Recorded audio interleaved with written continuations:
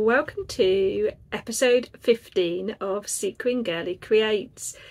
Welcome back if you are an existing subscriber or follower, and hello if you're new. On this channel you can find all things chatty, sewing, creative, tips, ideas, all sorts, projects, plans. Well, let's get started with today. Today is a Friday Sews, a chatty sort of catch up. I've got quite a few thanks and some interesting things, and I'm going to do a review of what I'm wearing. So I'll start with what I'm wearing. This is the Elodie Wrap dress. I'll pop a picture in up here so you can see the full outfit. It's not finished. I have done a rolled hem on the sleeves. I've got to stitch the facing in, and there's a hem at the bottom that needs doing. But later on in this episode I will do a review, but let's get started with some of the other things. Oh, and the fabric, if you want to know, was from Fabric Godmother. I don't know if it's still available anymore. If it is, I'll pop a link below. So first of all, I'd like to start with some thank yous today. I'd really like to thank Ruth, and her Instagram is seam.stressed.ruth, I think.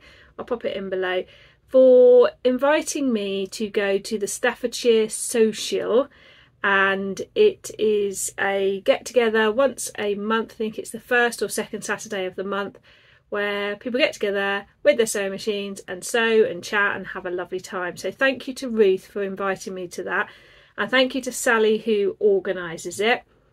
She does a wonderful job. She bakes delicious scones, and I met lovely people there.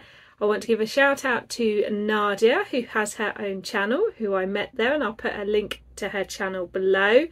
And Nadia is setting up her own sewing social. I think it's in Manchester. I'd like to give a shout out to Net, who has her own YouTube channel, and I'll put that below. And Net is the one who helped me to make this dress a possibility. When I turned up, I'd taken this pattern because it was trickier. And Net sat down. I'd never met her before, and I looked over and I realised she was wearing the dress. So when I got stuck, she let me have a look at her dress, and also she was able to give some tips with the pattern. So thank goodness she was there. She's got a wonderful, like Nadia, YouTube channel as well. And then there was a lady called Sarah, and I think a lady called Jenny, and I'm just thinking of the other people in the room, and then another lovely Sally as well. I'm worried I've missed someone. I'm trying to picture. I think that's everybody. I had a wonderful time. It was a long drive to get there, 2 hours, but a great day of sewing and tips and chats and laughs and a swap table. I will show you a bit later what I got at the swap table, and just one of those days where I just got immersed in the world of friendship and sewing. So thank you to everybody who was there for your support, for organising. It was a wonderful day. Following on from that, the lovely Christine at Gemini Stitches is organising one of her own in the northwest of the country, and I will put a little poster in here, and I will put the deets below and at the end as well. So she's decided to set up one further up north for people to take part in as well, and I'm sure that will be another fantastic day. Christine is a brilliant lady, and again equally passionate about sewing, and she's even having a lunch involved in hers. It looks fantastic. She talks about it on her channel, so if you popped over to Gemini Stitches she can tell you about it, but it's also on her Instagram page as well. Wow, what a lot of inspiring people. I cannot believe the journey that sewing is taking me on, with meeting friends and making new friends and sharing things. It's just fantastic. And so I've decided to set up my own sewing social. I'm going to do it on the 2nd of September. I'll put a little poster in now, and I'm going to set it up locally to me. I absolutely love the one I went to, and I'm definitely going to go back again, but a 2-hour drive is a pretty long way to go. It eats up all of the Saturday because I'm worn out when I get back after 4 hours of driving, and it doesn't mean I won't go again, and I'm definitely not going to do mine on the same day of the month as theirs, as Sally's, but I do want to do one local to me as well. I found somewhere to do it, and there's parking nearby. It's accessible, there's disability parking, I will be having a swap table. I'll provide refreshments. There'll be a cutting and a pressing table, and I can't wait. So I would love people to join. It will be on the 2nd of February. It will be 10 AM to 4 PM, but you don't have to be there at those times. You can come in later if you need to. You can leave early if you need to. There will be a raffle. I've borrowed this lovely idea from Sally as well. So you will get a ticket when you arrive, an automatic raffle ticket entry. And at the end of the day, we'll pull the raffle and somebody will win some lovely fabric. I'm going to have absolute heaven choosing what the fabric will be. If you want to come, it is in HP 27.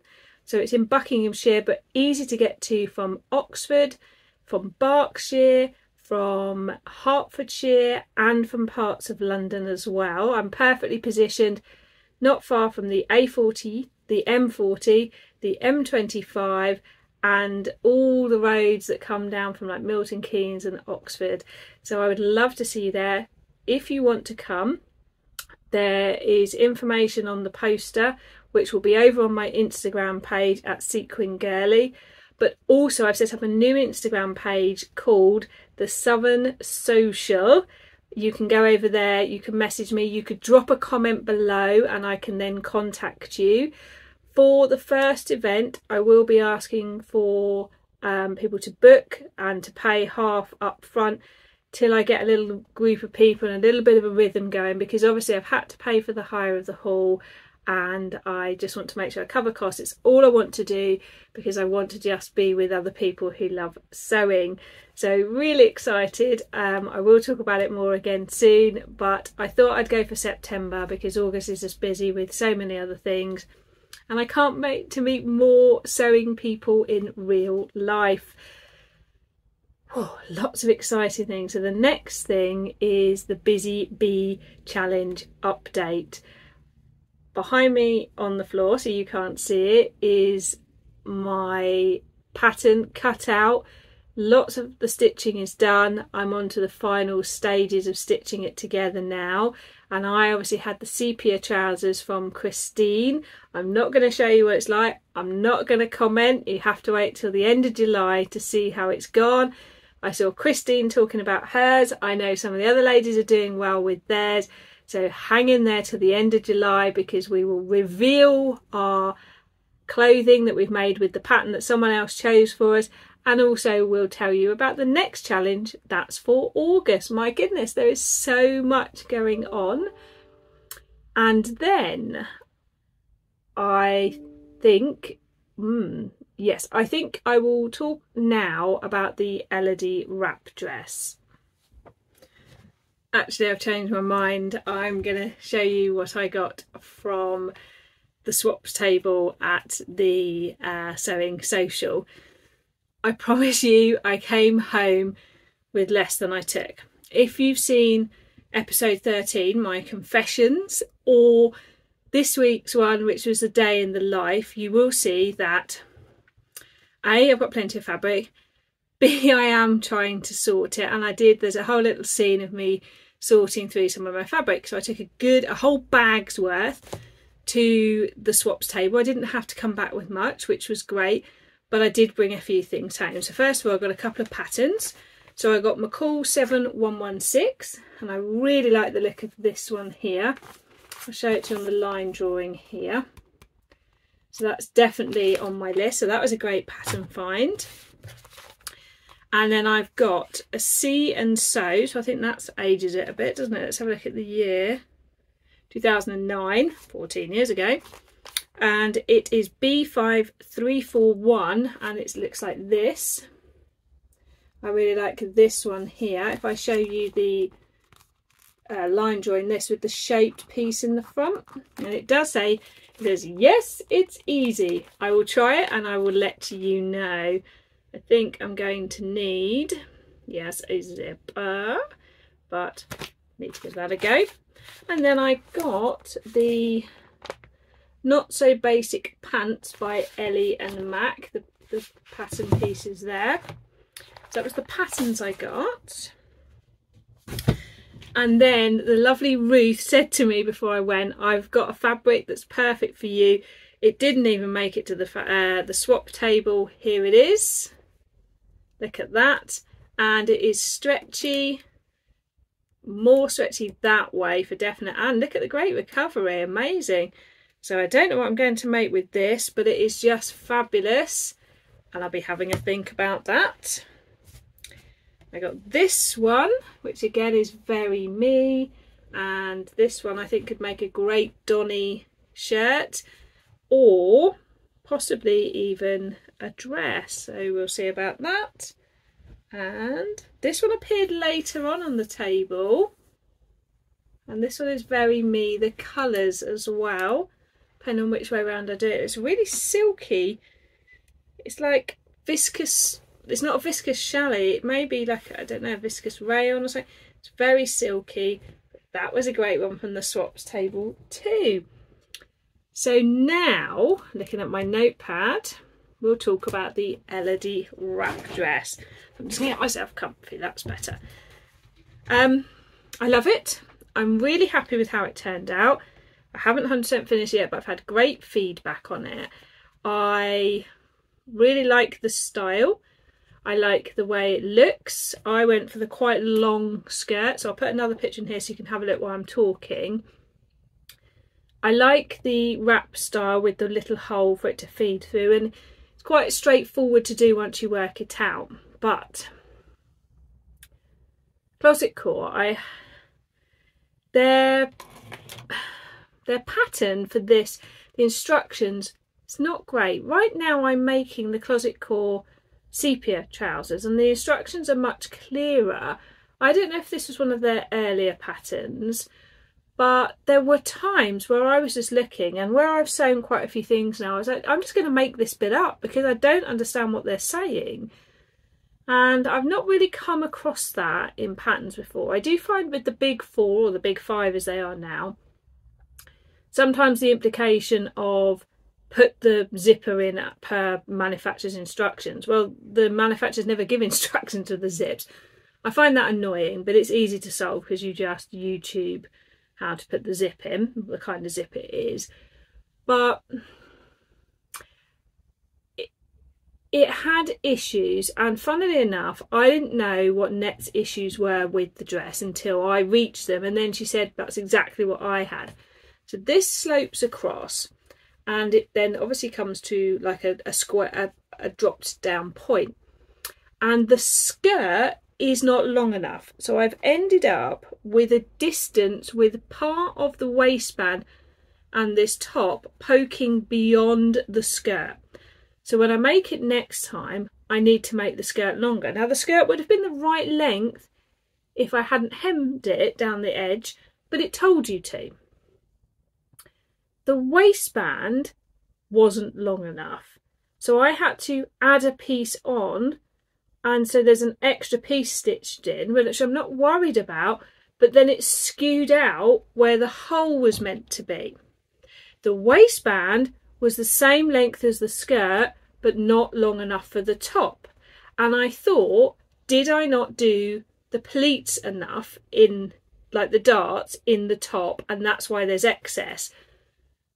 But if I'd done more of those, it wouldn't have wrapped far enough, it wouldn't have come across far enough, and it would have been indecent. And I did do it to the amount on the pattern. So that's my first issue, and although I can fix that next time by lengthening the waistband, lengthening the skirt, how odd that that both happened to myself and to Net. And then the other issue I had is on the huge skirt pieces where you've got to join the 2 front pieces to the back piece. It's really hard to know which bit is the front edge that goes loose and which bit is the edge to join to the skirt. At one point I thought they were identical and it didn't matter. And then I luckily, because I was at the Sewing Social, there was plenty of space, I laid it out on the floor and realised that it's scooped up slightly. So I realised that the scooping up must be the edge that is coming across the front, and then the other edge must join the back skirt. just things like 2 notches to match up 2 notches would have made all the difference. Or on the pattern a marking that said front edge or edge to join to back. It just lacks those little bits that didn't leave you with constant head scratching. And then I have a bit of an issue around the neck. And there is another YouTube channel who has talked about this as well. I'll drop her name below. I want to say, no, Salabine Sews, that's it. She talks about this as well. Now look at this, the way it's really high up round here. Now it might meant to be like that, but it also almost makes me look, if I swing round here, that is not flattering on me. It makes me look like I've got one of those dowager humps, which I don't have, because if I bring it down, look, you can see. So I feel like it would be better down there, but if it's down there, look how far back the shoulder seam has to go. Now, if the shoulder seam needs to go back that far, it's really pulled up the front bodice, like really pulled it up compared to the back. So is it there's not enough at the front here? I'm not, well, you know, for those of you who've been on my channel for a while, I've had a breast reduction. So in the past, yes, I would have definitely said that that's what happened, is I had that, because that was one of the reasons, the motivation for the breast reduction is coats, certain tops, they would get pulled forward by the weight of my chest, and that's what would happen, and it would make my neck sore. So I know that. But look, there's all this space here, yet there's, even if I leave it loose and I fidget about, I need to see where it settles, because if it settles back like that, great, but it needs to come round a bit more in the front. And if I make the bodice any bigger, think about how much out of the skirt and the waistband, which is perfect, it would be. The crossover is a perfect amount. The waistband fits beautifully. There's not too much wrapping round. So let's shift about a bit and then let's see where it lands. I don't know. I'm going to give it a wash, but that is the one thing when I first put it on, I was like, why is that so high up around my neck?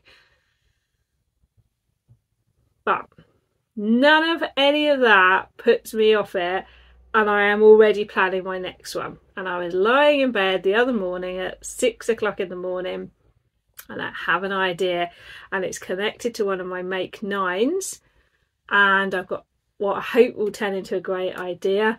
So all of that trouble and strife with it makes no difference, because I love it. And it's funny, isn't it, how sometimes I get a bit of hassle and I lose love with something. With this, whether it's the fabric, I don't know what it is, I just love it. So I will be making more, and probably soon, so I can try those fitting changes to see if I can get it to work. But yeah, I'm just so glad I took it to the Sewing Social to say. That's all I can say.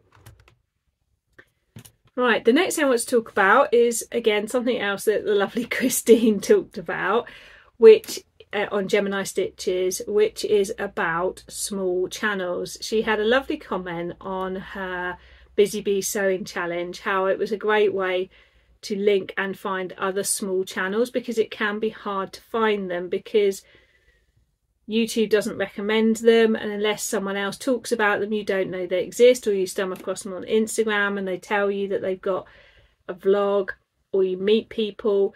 And Christine was saying perhaps she's going every week she's going to recommend someone, so she's going to search and find people and recommend them. I have recommended a few people before, but I'm definitely going to do like Christine and make sure in every vlog I do, I give a shout out to another small YouTube channel. And by small, and I agree with Christine, what we mean is less than 2,000 subscribers. I am less than 1,000. I think Christine is less than 1,000. You just don't get put on the recommended pages, so we can shout out each other and look after each other. I'm a big believer in a quote I once saw, and I'm not going to get it accurate, I know, but it's something like, when you are successful and in the boat, you have two choices. You can help others to get in or push people like down into the water. And I'm a big believer in helping to get others into the boat. I might not be in the boat yet, but I can help others like me to be hanging onto the edge and trying to climb in. I always want to promote other people. You'll notice a lot of the companies I promote are small companies as much as possible, because that's something we can do, and it doesn't cost me anything to shout out and recommend others. And so this week's small channel I would like to recommend is Net Sews, and Net Sews is the lovely lady who helped me with this. That's not why I'm recommending her. I just want to recommend her because she's got a small channel. Let's help her get a bit more notice. She's putting time and effort into her makes and her sews and sharing, and it'd be lovely for other people to see and share and join in, because my motivation is just to enjoy chatting about sewing and sharing and connecting with others, and I believe that's the same for Net as well. So I'll put her link below, but let's give some small love. I'd love it if everybody did it. If you know a great small channel, put it in the chat and other people will see. And let's keep sharing and helping everyone to find those great small channels. What a week it's been, and I haven't even told you, apart from this dress, anything else I've sewn. I will pop some pictures at the end with the end music so you can see just some things I've sewn lately. I have been, and I'm busy you can't see some of them yet because of the Busy Bee Sewing Challenge, but lots of plans, lots of great fun, and lots of connecting with others. Hello, sorry, I just needed to hop back on because I realised one of the pictures I was going to share with you is a dress where I used some shearing tape, not the individual bits of elastic, and I had a lot of questions on Instagram about this, so I just wanted to show it. Here's the picture of the dress, and this is what it looks like. There's two widths. There's a 25mm and this is the 40mm. In the dress I showed, it was the 25mm, and what you do is you stitch along in between the two thick bits along the top there and then along the bottom, and then you can stitch in as few or as many of these as you like to create the effect that you want. So I was just looking to see if it's in here. Hold on, I'll just go and get the dress. So here it is with it in. I did the top and the bottom, and then every 3 rows there's 2 bits in the middle. You can see there, and if I turn it through the other way, you can see the effect from the outside. So it looks like this. So it looks exactly like shown. If I'd done all of the lines, then obviously it would be tighter. Someone has suggested I try steaming it like we do with other shearing. I will try that. What I would say is I've only been able to find it at Empress Mill, so I will put a link in below. I saw it originally on somebody's Instagram page with a little mini instruction.